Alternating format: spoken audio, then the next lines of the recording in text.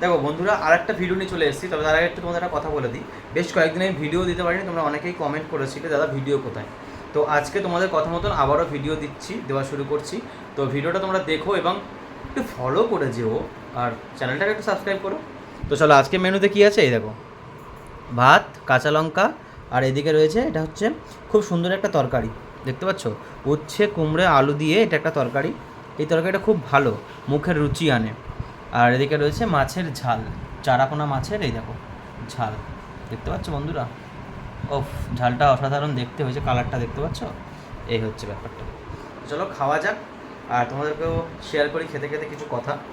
দেখো বন্ধুরা, যারা ফেসবুক ইউটিউবে কাজ করছো, যারা ভাবছো সফলতা একদিনে পাওয়া যায়, মোটেও নয়। হ্যাঁ, ভাইরাল হতে বা তোমার পরিশ্রমের পর জিনিসটা মানুষের কাছে একটা পৌঁছাতে একটা সময় লাগে, কিন্তু তার পেছনে অনেক মেহনত লাগে। সেই মেহনতটা তোমাকে করে যেতে হবে। কবে তুমি মেহনতের ফল পাবে সেটাকেও বলতে পারে না। আর সত্যি কথা বলতে, ফেসবুক ইউটিউবের গাইডলাইন মেনে তুমি যদি কাজ করো, তোমাকে কেউ রুখতে পারবে না। তো কাজে অন্যের কথায় কান না দিয়ে নিজের কন্টেন্টে ফোকাস করো। আর চলো বন্ধুরা, এবার খাওয়াটা শুরু করা যাক। প্রথমে উচ্ছে দিয়ে দেখো মেখে নিচ্ছি সুন্দর করে। আর এরকম শুকনো শুকনো তরকারির সাথে না বন্ধুরা, কাঁচা লঙ্কা মানে কামড় দিয়ে খেতে অসাধারণ লাগে, বিশ্বাস করো। এরকম লঙ্কাটা একটু নুনে এরকম নিয়ে নিতে হবে, নিয়ে আর এই ভাত তুলতে হবে।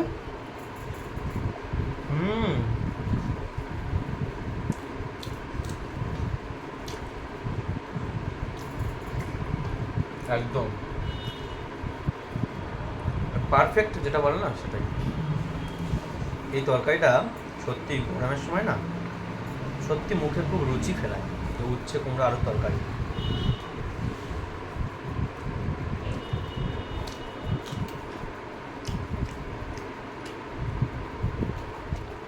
এই দেখো, তো তোমরা কারা কারা এরকম শুকনো শুকনো তরকারির সাথে কাঁচা লঙ্কা কামড় দিয়ে খাও, একটু কমেন্ট করে জানিও।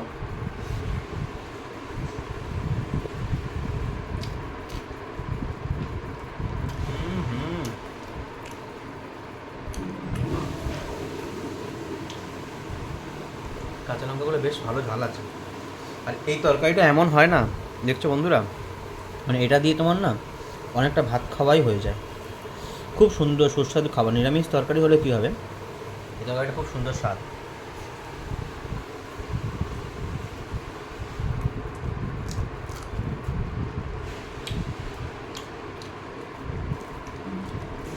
ঝাল আছে।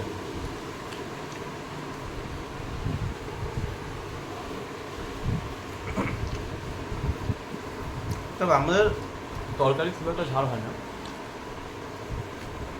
বাড়ির লোক ঝাল একদমই খায় না বলতে গেলে।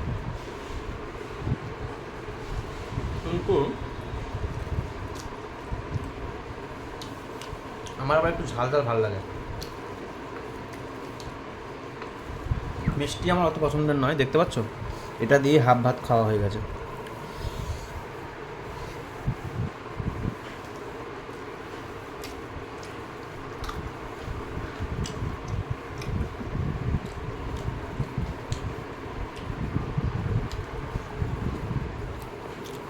ঝাল লাগছে বন্ধুরা, কিন্তু কী করবো বলো, নিয়েছি তোমাদের সামনে, সেটা তো অবশ্যই হয়। বাঙালি বাড়ির দুপুরে এরকম ও খাওয়া দাওয়া। এবার আমার এই মাছের ঝোল দিয়ে ভাত একটু এরকম চটকে খেতে ভালো লাগে। আমি একদম শক্ত শক্ত ভাত খেতে পারি না, একটু ভাতটা নরম হবে, খুব ভালো লাগলে সুন্দর লাগে আমার। ওই ছোটোবেলা মা মেখে খাওয়াতো না, আর খাওয়ানোর পরে একটা ওই এরকম থালার এরকম ধারে এরকম হাতটা এরকম করতো, আর এই যে জিনিসটা হতো, ওফ, সেই লাগতো সেই লাগতো। তো চলো এবার মাছের ঝালটা নেওয়া যাক।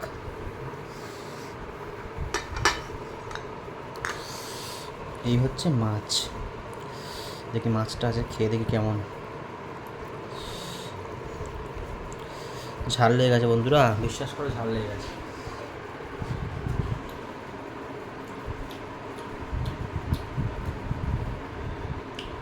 ওফ মা,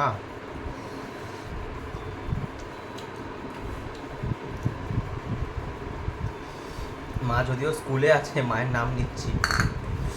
ওফ, মা বিশ্বাস করো মা, আমি পরের জন্মে আবার তোমার কাছে জন্ম নিতে চাই।